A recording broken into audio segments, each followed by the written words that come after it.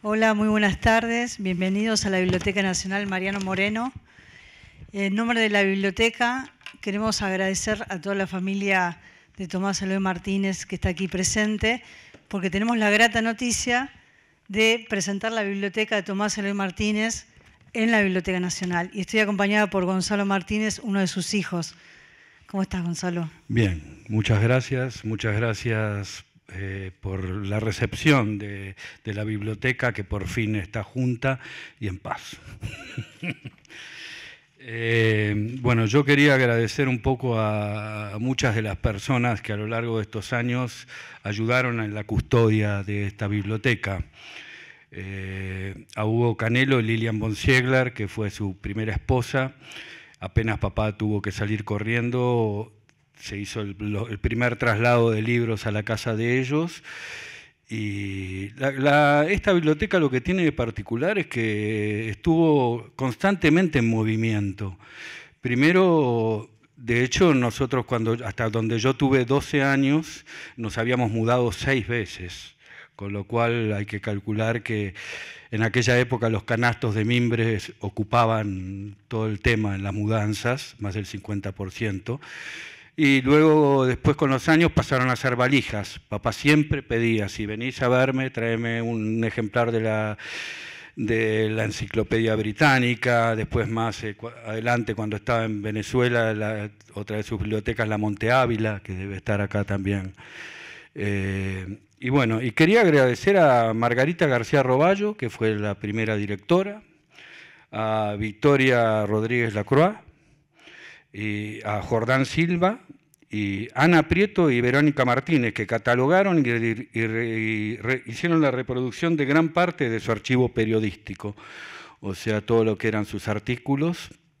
Y bueno, la biblioteca sufrió múltiples destierros, si se quiere decir, salimos de un lado al otro. Por suerte, en el último desalojo nos recibió la biblioteca, con lo cual es un placer enorme que esté acá toda junta. Por ahí escuchaba de dónde está su mobiliario, y su mobiliario lo tenemos entre todos los hijos, fue deseo de él que lo repartiéramos. Su último escritorio es el escritorio de una década en Estados Unidos, y hasta la fecha de su fallecimiento lo tengo yo, ocupa la mitad del living de casa. Es un escritorio enorme. También hay mucho por seguir escarbando, es como que lo que está acá es un árbol y las mudanzas estaban llenas de ramas que iban construyendo ese árbol.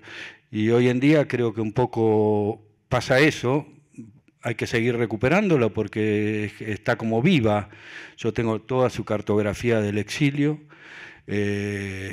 y enormidad de que también esto fue como fue todo tan rápido, no tuvimos ni tiempo de ver un poco qué hacer con todo, ¿no? Y el archivo fotográfico, por supuesto. Y de ese árbol que hablabas, Gonzalo, y esa biblioteca en movimiento, vamos a compartir un video donde da cuenta de ese traslado de los libros de Tomás Eloy Martínez a la Biblioteca Nacional. Lo compartimos.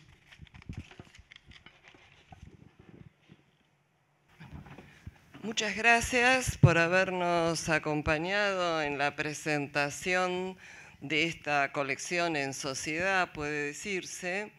La mayor parte de la colección, más de 5.000 ítems, ya están ingresados formalmente a la colección de la Biblioteca Nacional. Para mí es especialmente importante, no solamente porque es un autor que yo he leído y he seguido de alguna manera, sino porque es la primera donación importante que se realiza durante mi gestión. Entonces quiero agradecerle a Ezequiel por habernos elegido para poder guardar y resguardar para el futuro nada menos que la biblioteca de su padre, y a todos los miembros de la familia que firmaron el convenio con la Biblioteca Nacional. Bueno, gracias, Susana. Bueno, efectivamente fue una decisión de 7 hermanos somos, Tommy, Gonzalo, yo, Paula, voy por orden de aparición, Blas, Javier, que también está aquí, y Solana, ¿Está bien? ¿Los nombré a todos?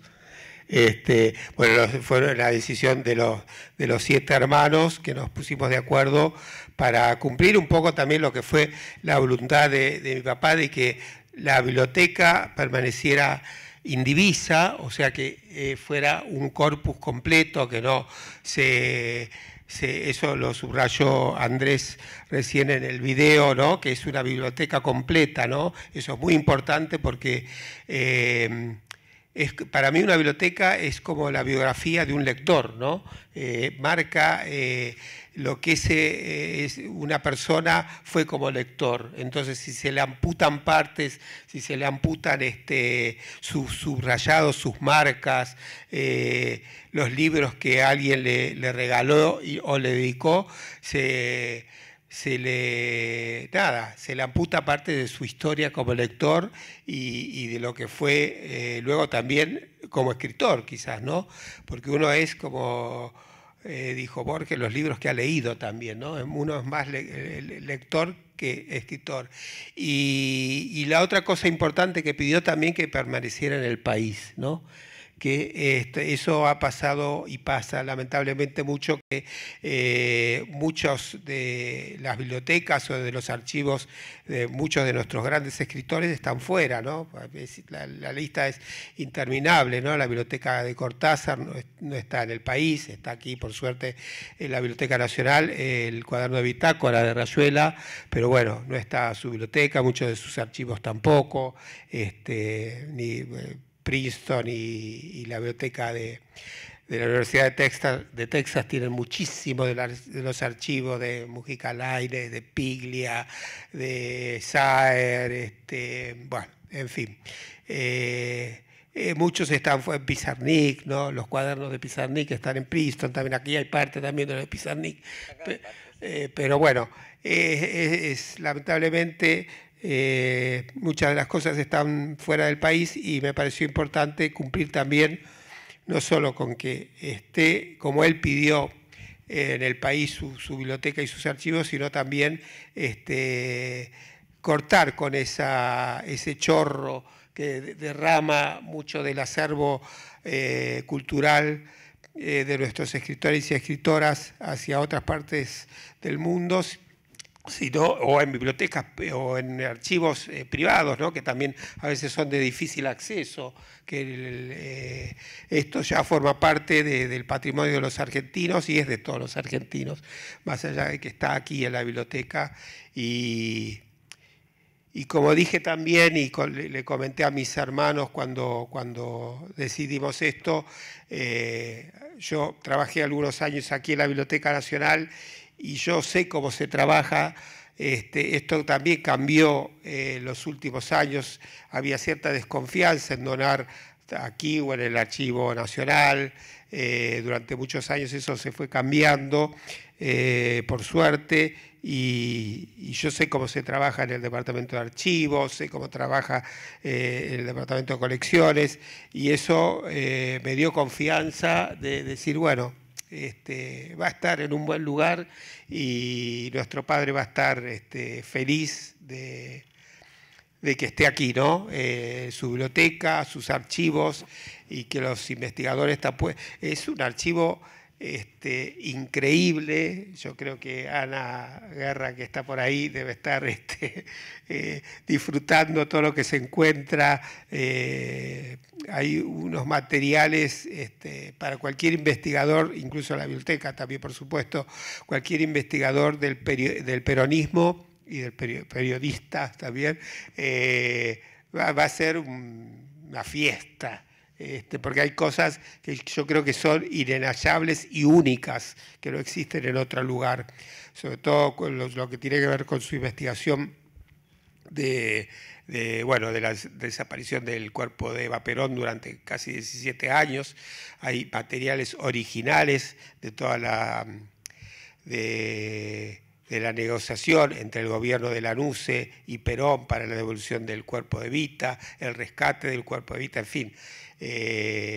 Creo que eso va a merecer, Guillermo, David, que está por ahí, alguna exposición en algún momento, Susana también, bueno, por supuesto, así que... Esas cosas esas cosas se las dejamos a Guillermo.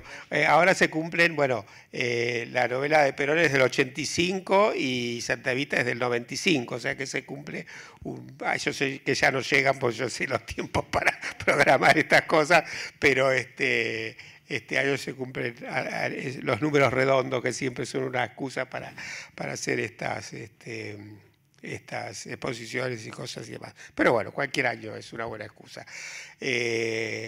Así que nada, yo solo agradecer el trabajo. Lo dije el otro día en un posteo a Andrés, que trabajó muchísimo en el trabajo con mucho cuidado, y todo el equipo, y Ana también, cuando empezaron a embalar los libros.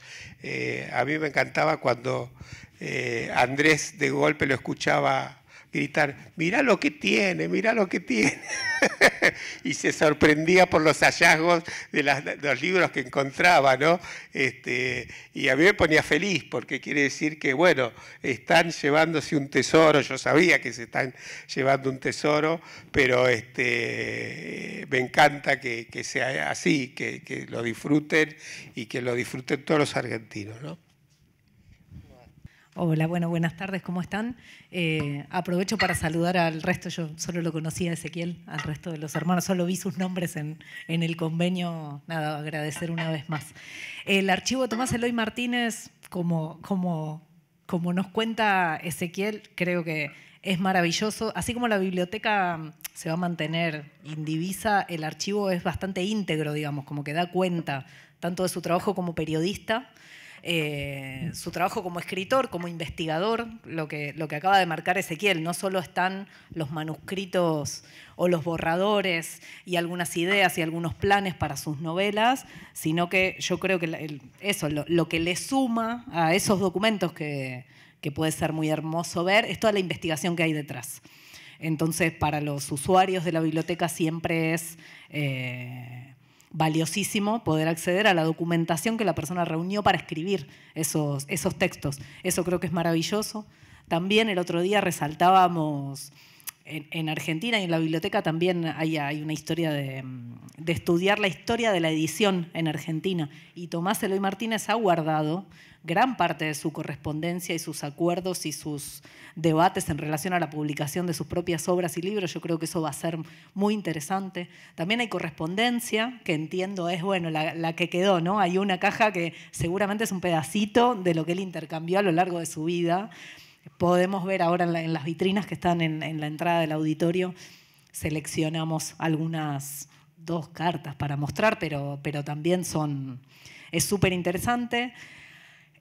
También me parece que otro dato es que se relaciona mucho con otros archivos que ya están en la Biblioteca Nacional, de periodistas o de militantes del peronismo o de estudiosos del peronismo.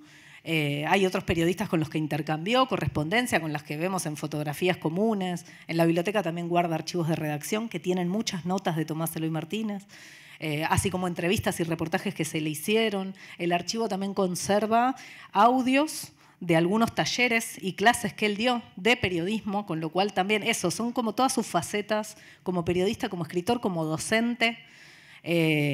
Como padre, me animo a decir, Ezequiel ya había donado hace unos años para la colección Cartas de la Dictadura, las cartas de él, ¿no? que Tomás Eloy le mandó desde Venezuela. Me parece que son cartas también maravillosas, que se vinculan completamente y que muestran otra faceta de él, más personal, desde el exilio, ¿no? Un padre desde el exilio que no puede volver, hablándole a su hijo de 14 años. Estabas en el secundario, por ahí. Con mucho amor, estos días la volví a leer, ¿no? Con mucho amor, con muchas indicaciones y con pedidos de libros, como decían más temprano. Así que eso me parece que por todos lados, por todo lo que conservó y por cómo se vincula al resto de los archivos, va a ser muy interesante que se pueda consultar. El plan de trabajo es, si bien el archivo está bastante bien, muy bien en tareas de conservación, digamos, porque ya había tenido un tratamiento previo y la donación incluyó como bastante descripción, digamos, de algunas cosas que no vamos a tener que adivinar, sino que vino con información. Por supuesto, la biblioteca tiene que procesar todo eso, clasificarlo, describirlo, controlarlo, chequear y abrirlo a la consulta, esperamos el año que viene. Así que puedo contar todo eso, me parece que es un collar de perlas que va a haber mucha gente interesada en venir a verlo. Esto tuvo que ver el exilio, ¿no? Y la manera en que él se tuvo que ir tan rápido del país en el 75. En realidad, el tema de la correspondencia, ¿no? Que se debe haber perdido mucho del intercambio de cartas de él con García Márquez. Creo que se conserva solo una esquela que él le escribe. Todos saben que García Márquez vino por única vez al país en el 67, cuando se lanza 100 años de soledad, y él se va y se radica ese mismo año, a fines del 67, en Barcelona, y ya instalado en Barcelona le escribe una esquela que está acá, está en la correspondencia, pero es lo único que se conserva de su intercambio con García Márquez. Sí hay unas 3 cartas con Vargas Llosa, otras también con Roa Bastos, muy lindas, porque es el nacimiento de su amistad con Roa Bastos, donde primero se tratan de usted y después en la segunda o tercera carta ya se tutean, pero después, y con Carlos Fuentes también, con quien mantuvo su amistad. Yo creo que de los escritores del boom fue con Carlos Fuentes el que mantuvo una amistad más estrecha, no así con Cortázar, fue el único con el que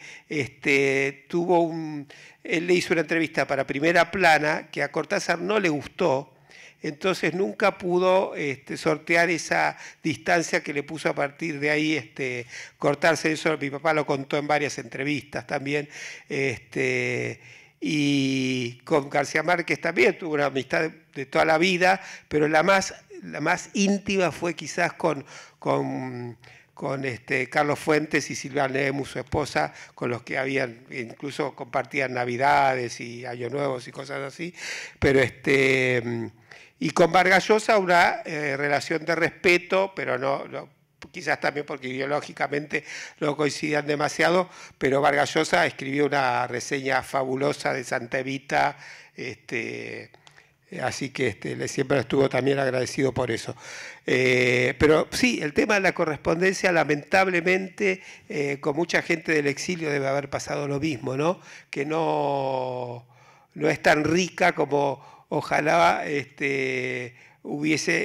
sabemos que su vida fue de su relación con Jorge Álvarez, por ejemplo, que siempre le estuvo agradecido. Dice, Jorge Álvarez decía que le debía, bueno, a Timerman y a mi papá, el que su editorial tuviera el éxito que tuvo, porque mi papá le encantaba todo lo que Jorge Álvarez publicaba. Entonces esa editorial que después un poco absorbió de la Flor, digamos, porque recordemos Mafalda, por ejemplo, primero la publicó Jorge Álvarez antes que de la Flor. Sí, el primer tomo de Mafalda lo publica Jorge Álvarez. Eso lo debe saber Judith Gossiol muy bien. Pero lamentablemente ese es un bache que tiene el archivo que siempre, yo me lamenté, ¿no? Yo hablo, si no me paran. ¿Alguien más quiere hacer alguna pregunta? Bueno, buenas tardes a todos. En verdad esta pregunta te la iba a hacer alguna vez en privado, pero aprovecho que veo la onda que hay y te hago en público. ¿Cuál fue el vínculo de Tomás Eloy con Rodolfo Walsh? Y bueno, y si hay algo en el archivo de eso, porque, bueno, por supuesto uno al leer Santa Evita encuentra una cruza clara entre las dos carreras. No sé si hay una competencia, no sé, me la imagino yo por ahí. Siempre pienso cómo trabajaban esos cronistas de esa época, bueno, para deprimirme un poco más respecto a esta, ¿no? Bueno, por un lado, el primer agradecimiento en la lista de agradecimientos de Santa Evita es a Rodolfo Walsh, como sabes, a Rodolfo Walsh, que me dio la primera pista, algo así dice. Hay una carta muy interesante a Norberto Firpo en el archivo, toda en clave, ¿no? Donde Norberto Firpo mi papá lo mandan como corresponsal de Editorial Abril, que era editorial que publicaba 7 Días y toda esta revista, como corresponsal de editorial a Europa, y con base en París. Ahí fue cuando le hace la famosa entrevista a Perón, lo llama a Perón y dice, general, es hora de que cuente su vida, me voy a... Bueno, todo. Pero ahí él se encuentra con Rodolfo Walsh, y Rodolfo Walsh le asegura que tiene la pista de que el cadáver de Evita estaba en el consulado argentino en Bonn, en Alemania Oriental, digamos, ¿no? No sé de dónde habrá sacado esa pista Rodolfo Walsh. Entonces, mi papá le escribe una carta a Norberto Firpo, porque todo era en carta en ese momento, que era el director de la revista Panorama, en clave, donde le dice que Rodolfo Walsh, creo que lo nombra así con nombre, le dice que Yoko estaba en Ono, Yoko era Evita, Ono era Bonn, vos tratá de seguirme, le dice. Entonces, que le autorizara el viaje para ver si era verdad que Yoko estaba en Ono y no sé qué. Era toda una carta en clave donde le pedía ir a seguir la pista que Rodolfo Walsh le daba para ver si era efectivamente el dato era cierto. Él hace ese viaje finalmente. Después todo eso lo convierte en ficción, ¿no? Porque nunca hubo esas réplicas del cuerpo de Evita que supuestamente se habían hecho para despistar, pero él inventa que va al consulado, que justo se encuentra con un albañil que estaba haciendo una obra para tapar algo en un lugar y quedaba justo esa obra como para esconder un cuerpo de pie. Inventa todo eso y lo pone ahí en la novela. Pero esa carta que está en el archivo de Norberto Firpo, a Norberto Firpo, toda en clave, y lo menciona ahí a Rodolfo Walsh y cuenta que es el que le da esta pista, ¿no? Pero competencia no. Había una relación, no sé si de amistad, la verdad que no sé. Cuando hicimos cuando yo era director de Cultura acá, hicimos una exposición sobre Rodolfo Walsh, y la hija de Rodolfo Walsh vino y según ella había una relación, recuerda como que una relación de amistad había. Yo no sé, yo era muy chico, no, pero bueno, fueron compañeros de redacción, eso sí. Que vos mencionaste, hiciste referencia al momento en que él estaba guardando los libros en la fundación. ¿Qué libros te llamaron la atención o te sorprendieron? Porque ahí hubo mucho material, ¿no? Y gritaba todo el tiempo, así sí. que menciona algunos de los libros. Estaba como chico con juguete nuevo. Todos los días venía, no sabe lo que encontré, no sabe lo que hay. Qué difícil lo que me preguntas, porque son todos los libros. Mira, principalmente hay un libro que a mí me sorprendió, que fue el libro que Ezequiel me recibió apenas salió el despacho, que es La astrología esotérica de López Rega. Ese libro me pareció, no por el personaje López Rega, pero sí por el libro en sí, me pareció un libro curiosísimo, donde hay una relación con el esoterismo, la política, y firmado por López Rega con el simbolismo, eso me pareció maravilloso. Después todos los libros que tenía él dedicados, o sea, autores argentinos que le dedicaban, qué sé yo, Mujica Lainez. Hay un libro, justamente hay una muestra de la ISECA ahora, hay un libro de la ISECA dedicado a Tomás, que dice, gracias maestro, mi gran maestro. De Juan Forn, por ejemplo, hay muchos libros dedicados a Tomás por Juan Forn. Después tiene una parte maravillosa para mí, que es de poesía medieval, que descubrimos. Hay pintura, no sé, la estoy viendo así como mentalmente. Después me pareció rarísimo que tiene todos los libros de Thomas Bergham, por ejemplo, que es un autor austríaco que es rarísimo de encontrar, que es medio para fanáticos. Y eso a mí me volvió loco, porque estaban todos los que yo buscaba, que busqué, estaban ahí. Entonces dije, por eso eran mis gritos. ¿Qué más? De poetas argentinos casi todos, autores argentinos casi todos, o sea, ensayos. Es una biblioteca multifacética, o sea, tiene entradas por todos lados. Diccionarios, colecciones de revistas, una colección demográfica muy interesante, está toda la revista Azul, por ejemplo. Eso, pero qué sé yo, cada estante que miraba era un estante que me sorprendía, ¿no? Pero es una gran visión de una persona que lo leyó absolutamente todo y una época, ¿no? Que ahí podés hacer también, como decía Ana, se pueden hacer relaciones, así como se hacen relaciones entre los archivos, relaciones en modos de lectura de épocas, ¿no? Tanto los intelectuales leían con ciertas temáticas y tenían muchos libros, se repiten en bibliotecas, no así en las dedicatorias o los subrayados, ¿no? Pero tienen como temas y temáticas como muy, muy parejas. Es una biblioteca maravillosa. Yo estoy muy agradecido, Ezequiel, a vos y a todos tus hermanos. La verdad que fue hermoso trabajar. La parte lo lindo de esto, yo hablo menos, ya me voy. Era que lo teníamos a Ezequiel que te decía, no, este libro yo lo leí, o sea, lo que dijo Ezequiel era así, porque él estaba más entusiasmado que nosotros, porque era como él, era como meterse en ese mundo de vuelta. Entonces, cada libro que aparecía, che, Ezequiel, ¿y este qué te parece? No, este me acuerdo que yo lo llevé a Estados Unidos, me lo traje en la valija, mi viejo me agarró acá y lo guardábamos. Y vos veías el amor que tenía, la custodia y el amor que había. Y entonces eso, con ese amor lo trajimos acá y con ese amor lo trabajamos. Y con ese amor lo mostramos a todos los usuarios y al mundo. Hola, Ezequiel, ¿cómo te va? Hola, quería preguntarte si te quedaste así como unas ganas de guardarte algo y decir, bueno, este tesoro me lo guardo yo, porque no puedo, ¿viste? Yo creo que, como dije antes, si sacabas un libro era amputar esa historia de él como lector, ¿no? Muchos eran, aparte, como cuento en el video, los libros con los que yo crecí y con los que me formé como lector. Quizá de adolescente algunos me los quedé, porque yo, nada, los libros que leía, yo no entendía nada. Cuando era chico, yo no sabía lo que era una primera edición, lo que era, nada, yo agarraba libros y leía muy desordenadamente.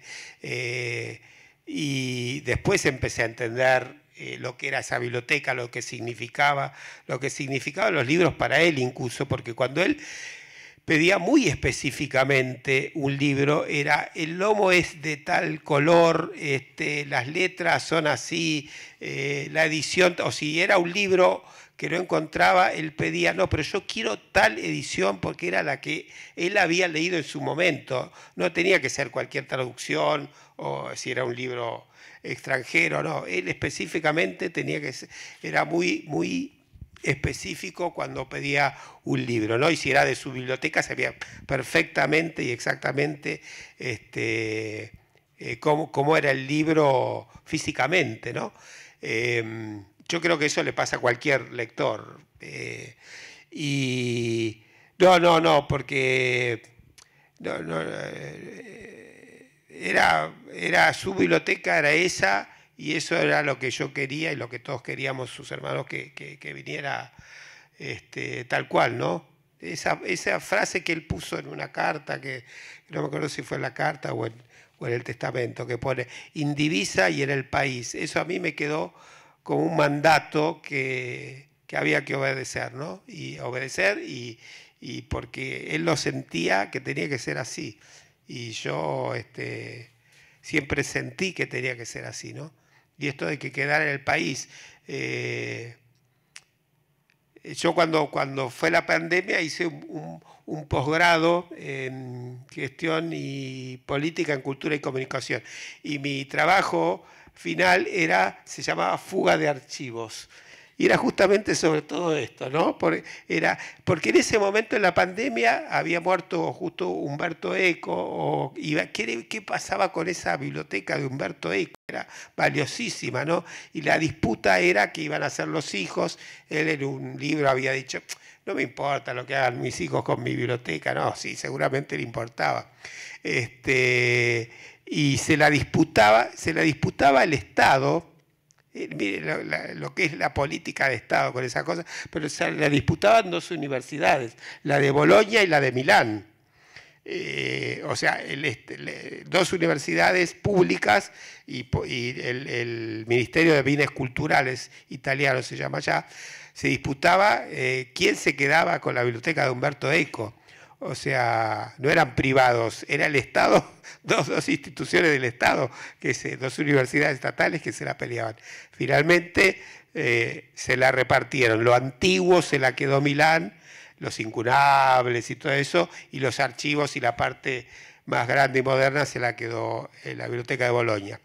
Pero y entre los titulares terribles que había durante la pandemia, ese titular perdido de la pelea por la biblioteca de Umberto Eco, a mí me llamó la atención, ¿no? Digo, qué lindo, digo, ojalá pasara en la Argentina algo así, que el Estado se pelee por una biblioteca de un escritor o de un autor. Sí, es lindo. No se hubieran perdido tantas colecciones y tantos archivos. Exactamente.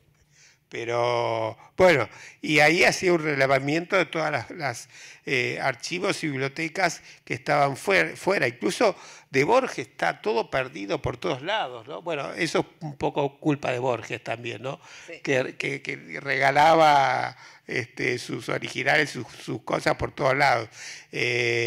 Pero incluso el turista que viene a Argentina, el turista cultural, y que dice, bueno, voy al Centro Cultural Borges y se encuentra con una cosa en un shopping que no tiene nada de Borges, digamos. Y la Fundación Jorge Luis Borges tiene muy poca cosa. O sea, lamentablemente nos debemos... Bueno, acá también tienen ustedes... Bueno, acá la biblioteca ha sido capaz de conseguir bastantes cosas. No puede decir que tiene la biblioteca. Es un esfuerzo. Pero bueno, Borges también fue muy especial en la manera de manejar su biblioteca. Claro.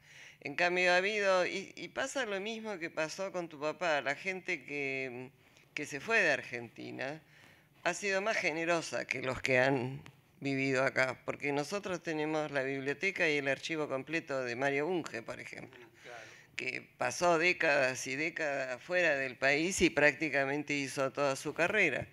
Y la viuda la donó a la Biblioteca Nacional. Y creo que lo debe haber hecho en conocimiento de que esa era la intención de su marido, porque los hijos no se opusieron. Y la biblioteca del arquitecto Peli también, los hijos la mandaron, se hicieron cargo del traslado y la mandaron entera acá. Y era otro caso de alguien que no era un exiliado político, era un exiliado económico, diría yo, pero que se fue y hizo su carrera fuera del país. Y sin embargo, al final de su vida, esa biblioteca terminó acá, a diferencia de lo que pasó con muchos otros, y la familia en ambos casos apoyó. Bueno, entonces, pero en vida Burucúa donó a la biblioteca. Sí, hubo muchos que donaron, sí, ¿no? Fowil también terminó acá, la de Fowil terminó acá, después de largo. Pero hubo muchos casos, sobre todo en décadas pasadas, que la biblioteca desaparecía a los Estados Unidos, claro. O a Europa, pero...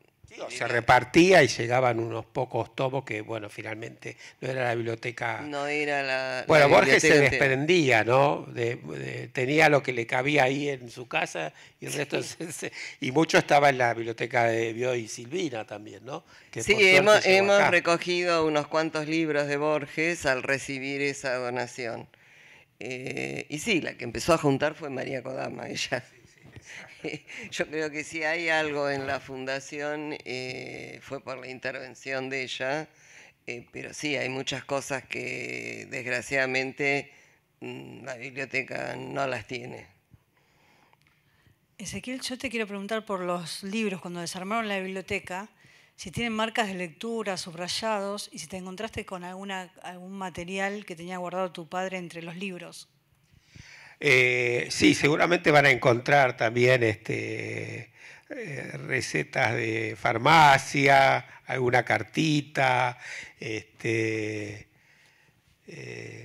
Hay cosas que él metía cosas así, pero perdidas. No me acuerdo si en qué autor al principio, alfabéticamente, me estoy tratando de acordar. No era de Paul Auster, pero de alguno con A. ahora no me voy a acordar, pero un escritor británico, alfabética, pero me acuerdo que había una esquela de que todavía vivo, que donde lo felicitaba por Santa Evita, y esa esquela está metida ahí en el libro. Yo dejé todo como estaba, así ustedes van a ir encontrando. Eso queda y le hacen un sobre especial y queda, sí. Pero él metía cosas y quedaban ahí perdidas. Después él anotaba los libros, algunos hacía marcas, ponía muchos de esos post-it, pero unos especiales transparentes que a él le encantaban, sobre todo cuando trabajaba. Ponía mucha marquita de post-it, ¿no? Eso había estado, sobre todo cuando eran para clases.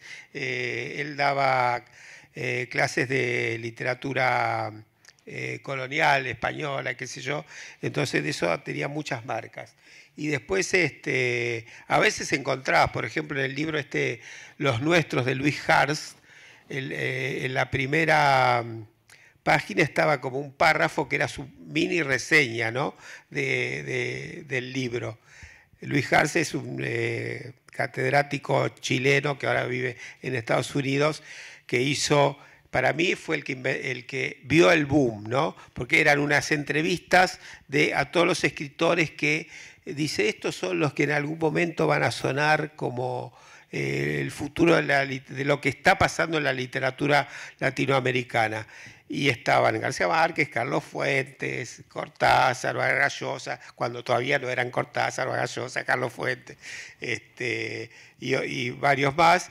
Y eran entrevistas y perfiles de todos esos escritores, que primero lo escribió en inglés y después Sudamericana lo escribió en español. Creo que ese libro es del 65, 66, incluso antes de que se publicara, por ejemplo, 100 años de soledad.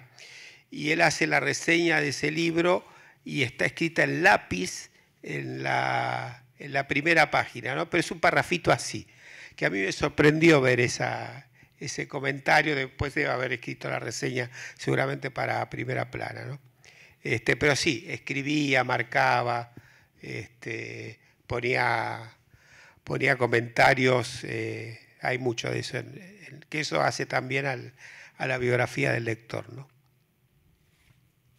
Javier, ¿nos querrías contar algo de tu relación con los libros de esta biblioteca? Quiero diferenciar un poco la biblioteca de lo que fue la fundación, ¿no? que lamentablemente no pudo continuar con un trabajo que estuviera todo en una misma sede, ¿no? Realmente hubiese sido algo muy lindo, que también era un deseo de mi padre, y creo que ese también es un deseo que Ezequiel trabajó muy bien durante muchos años, pero bueno, distintas circunstancias hicieron que eso no fuera tan sencillo, y además un archivo como realmente merece estar en manos de gente que trabaja y que es profesional en archivos, ¿no? El deseo de él era justamente que todo estuviera en una fundación que tuviera su nombre, ¿no? Pero creo que también le hubiese gustado mucho, y como estamos haciéndolo hoy acá, que estuviera toda su biblioteca reunida en la Biblioteca Nacional, o también seguramente en su provincia, ¿no? En Tucumán. Y yo tengo recuerdo de ver toda esa biblioteca junta, ¿no? Porque estuve en Estados Unidos durante algunos años, que estudié allí con él, y comparto todo lo que dice Ezequiel, ¿no? Tenía ese amor tan profundo por sus libros, ¿no? Y por algunos libros en particular, como todo lo que había aprendido y estudiado por cuenta propia, y realmente era un lector impresionante, ¿no? Pero tenía en su escritorio algunos libros siempre abiertos, ¿no? Incluso la Biblia. La Biblia era un libro que siempre estaba consultando y releyendo, releía muchísimo. Y para cerrar, ¿no? También tenía gran amor por los mapas, ¿no? Era un cartógrafo frustrado, creo yo, y creo que me lo transmitió a mí, por eso yo estudié geografía, soy geógrafo de profesión, pero era alguien que siempre tenía un mapa abierto, ¿no? Un atlas abierto. Eso espero que también esté acá, sus atlas que eran maravillosos, y que es una parte no tan conocida, pero Purgatorio es una novela que trabaja mucho el terreno, el territorio, la cartografía, y ahí está volcado su interés real por el tema. Y para cerrar, como anécdota, recuerdo muy bien que un día le pregunté, ¿no? Che, ¿sabés cómo puedo hacer ¿dónde puedo buscar información de este tema? Era un tema realmente que no me acuerdo ahora, pero muy particular referido a la geografía, ¿no? Y me dijo, andate, la biblioteca era inmensa, pasillos y pasillos y pasillos, andate el segundo estante de abajo para arriba, el sexto libro, creo que está ahí, y fíjate la página número 83, ahí hace mención a eso que vos necesitas saber hoy. Y efectivamente estaba ahí, y bueno, nada, impresionante. Un gran recuerdo de su biblioteca, de él y de sus libros. Así que nada, gracias a Susana y a Ezequiel por todo el trabajo, y a toda la familia, ¿no? Y a todos los que trabajaron tanto tiempo para guardarla, y que hoy finalmente esté aquí en un lugar tan importante. No tengo mucho que aportar. Mi amor por los libros viene de la presencia de la biblioteca, que él procuró trasladar. Durante el exilio él pedía libros todo el tiempo, que le enviaran libros que habían quedado acá, y libros particulares, la colección de Aguilar, bueno, los clásicos, ¿no es cierto? Entonces, ese amor y esa perseverancia por incrementar su biblioteca y cuidarla y preservarla, creo que un poco nos heredamos todos los hijos. Yo tengo libros de él, no libros robados de la biblioteca, pero libros que él fue desechando. Me acuerdo, tengo uno de política en los momentos que yo estudiaba ciencia política, después me fue heredando algunos libros de cine de Homero Alsina, libros que tenía repetidos. Entonces, un poco esos libros los atesoro muy bien.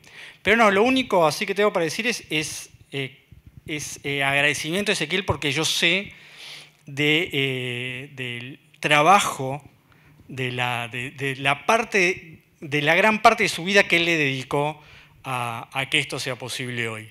Realmente le puso un amor, como si esa biblioteca, bueno, era un poco propia obviamente, y la cuidó, y la cuidó con un empuje inaudito. Así que bueno, nada, agradecimiento de mi parte a que esto sea posible, y a ustedes obviamente, y creo que queda en muy buenas manos. Seguramente la visitemos, porque a partir de muchas cosas que se dijeron acá, sobre todo me interesaron mucho las cartas tuyas del exilio, así que voy a agendar una visita acá próximamente. Hace mucho tiempo, porque acá hace muchísimos años una sección que se llama Cartas del Exilio, donde se guardan, es una sección de cartas de exiliados durante la dictadura, y bueno, muchas son cartas políticas o de desaparecidos y demás. Y nada, yo un día las tenía ahí archivadas, y digo, bueno, y empecé a leerlas, releerlas también, a esta edad, ¿no? 14, 15, era mi adolescencia, y eran las cartas de un padre al que le dolía mucho por más que viajábamos todos los años a verlo a Venezuela durante las vacaciones, pero se sentía ese dolor de tener a sus hijos lejos, ¿no? Y más cuando en la adolescencia uno crece, y cuando te ven una vez por año, o de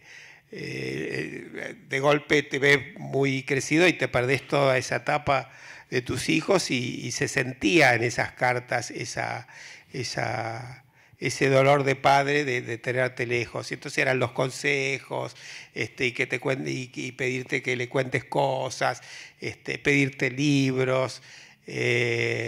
Y bueno, me sentí también que era un pequeño aporte a ese archivo de cartas de la dictadura que hay aquí en la Biblioteca Nacional. Por supuesto, me las digitalizaron todas, tengo guardadas, pero en digital, pero el original, con su firma Tu Papá, como ponía él siempre en las cartas,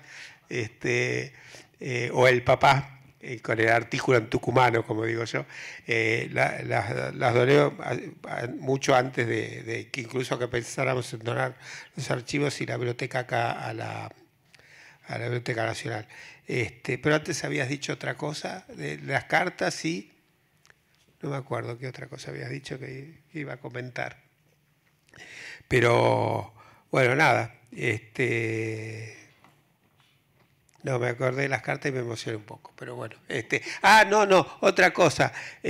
Cuando yo me jubile algún día, voy a venir también al archivo, porque, digo, están todos esos artículos que no están en formato digital, todo lo que él escribía en el Nacional, en el Diario de Caracas, hay tanta cosa para... ¿Podemos hacer una edición? Para revolver. Ya me han propuesto un señor que está por ahí en primera fila, le digo, mirá, tengo que hablar con mis hermanos, pues sabés que acá hay derechos de autor. Pero hay muchas cosas que se pueden rescatar, sus crónicas de cine, de su época de crítico de cine, ahí acá tenemos al cineasta, así que, pero hay muchísimo material que se puede rescatar de todo lo que él escribió, ¿no? Así que cuando yo tenga tiempo, que será algún día, también voy a venir a revolver esos archivos. Serán bienvenidas. Gracias a todos otra vez, gracias a todo el equipo que de la Biblioteca Nacional que acompañó este proyecto y que va a seguir acompañándolo, y posiblemente nos volvamos a reunir en un futuro cercano cuando nos buscaremos algún pretexto para hacer una exposición de Tomás Eloy Martínez. Así será. Muchas gracias a todos los integrantes de la biblioteca.